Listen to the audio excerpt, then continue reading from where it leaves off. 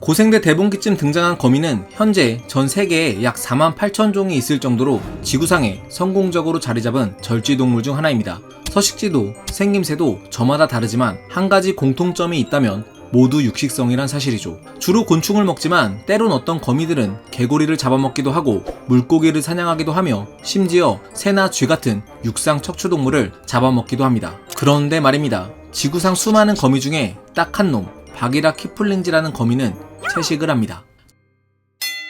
때는 2001년 미국 브랜다이스 대학교의 생물학자인 에릭 올스는 코스타리카의 열대 우림에서 거미, 곤충, 숙주생물 등에 대해 연구하고 있었습니다. 올스는 자신의 연구를 돕는 조교들에게 아카시아에 사는 개미들을 주의하라고 당부했죠. 그도 그럴 것이 이 지역 아카시아와 푸세오도미르 맥스 속의 개미들은 서로 돕는 공생관계로 아카시아를 잘못 건드렸다간 개미에게 물리는 일이 빈번했기 때문입니다. 잘 아시겠지만 아카시아는 개미에게 보금자리와 더불어 아카시아의 잎 끝에서 만들어지는 단백질과 당, 지방 등이 함유된 벨트체라는 영양체를 먹이로 제공하고 개미는 그 대가로 아카시아를 순찰하며 다른 곤충들로부터 식물을 보호하고 있었던 거죠. 그러던 어느 날 올슨의 조교가 아카시아에서 채집했다는 깡충거미 한 마리를 들고 옵니다. 올슨은 개미의 호의를 받는 아카시아에는 당연히 거미가 살 수 없다고 생각했기 때문에 그저 우연히 다른 나무에서 떨어진 개체가 아닐까 생각했죠.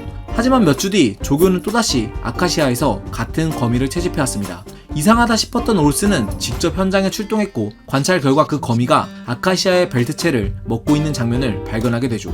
그리고 추가 관찰 결과 이 거미는 우연히 아카시아에 떨어졌던 게 아니라 아카시아에 완전히 잠입해 이들이 만드는 벨트체를 먹어가며 살고 있었다는 사실을 발견합니다. 사실 이 거미는 이미 밝혀진 종이었습니다. 19세기 말 날렵한 움직임 때문에 소설 정글북에 등장하는 흑표범인 바기라의 이름을 따 바기라 키플링지란 학명을 지니고 있었죠. 코스타리카에 이어 지난 2007년에는 멕시코에서도 이 거미가 발견됐는데 마찬가지로 아카시아의 벨트체를 가져와 먹는 모습이 관찰됐죠.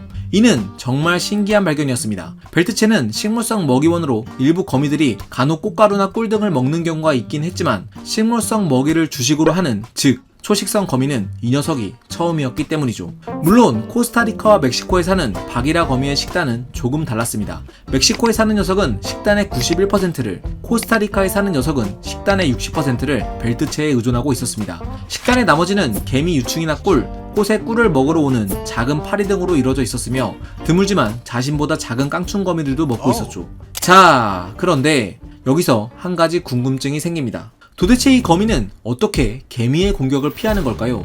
거기에는 이 거미만의 교묘한 작전이 있었습니다. 먼저 바기라 키플링지는 아카시아의 기관 중 벨트체가 만들어지지 않는 오래된 잎에 보금자리를 만듭니다. 개미 입장에선 먹이가 없는 곳이니 자주 순찰하지 않는 장소였던 거죠. 또 벨트체를 훔쳐먹을 때는 바기라라는 이름에 걸맞게 재빠르게 움직여 일개미의 순찰을 피하곤 하는데요. 영상에서 보이는 것처럼 거미는 개미의 움직임을 가만히 지켜보면서 벨트체에 다가갈 기회를 엿보죠. 그리고 개미가 사라진 틈을 타 눈 깜짝할 새 벨트체를 물고 달아납니다. 또 앞서 말한 것처럼 이 거미는 개미의 유충이나 알도 먹는데 영상에서 보듯 꽤 대담하게 개미로부터 애벌레를 훔쳐 도망치기도 하죠.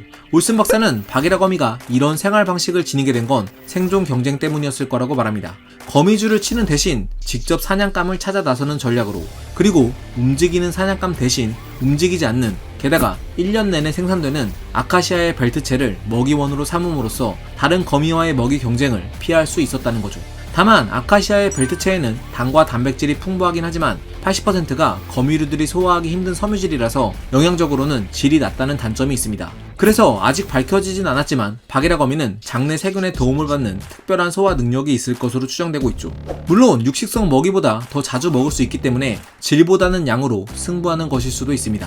그리고 한 가지 더 재밌는 건 바기라 거미는 독립생활을 하는 여타 거미들과 달리 한 아카시아에 수백 마리가 살고 있다는 사실입니다. 2007년 당시 이 거미를 연구한 빌라노바 대학교의 크리스토퍼 미아는 이 거미는 개미처럼 유기적으로 협업하진 않지만 수백 마리가 한 장소에 살고 있다는 사실, 또 여러 개체가 새끼 거미들을 키우는 둥지에서 함께 생활하고 있다는 사실, 끝으로 암컷이 수컷보다 개체 수가 2배나 많다는 사실 등을 토대로 이들이 준사회적 거미일 수도 있다고 밝혔죠. 현재 거미 중에서는 스테고디푸스 두미콜라가 대표적인 사회적 거미로 이들은 한 거미줄에 집단을 이뤄 살며 사회성 곤충처럼 대부분 암컷으로 구성되어 있고 그중 40%는 번식을 담당하며 나머지 60%는 자식을 낳지 않고 새끼만을 돌보는 역할을 하고 있는데요.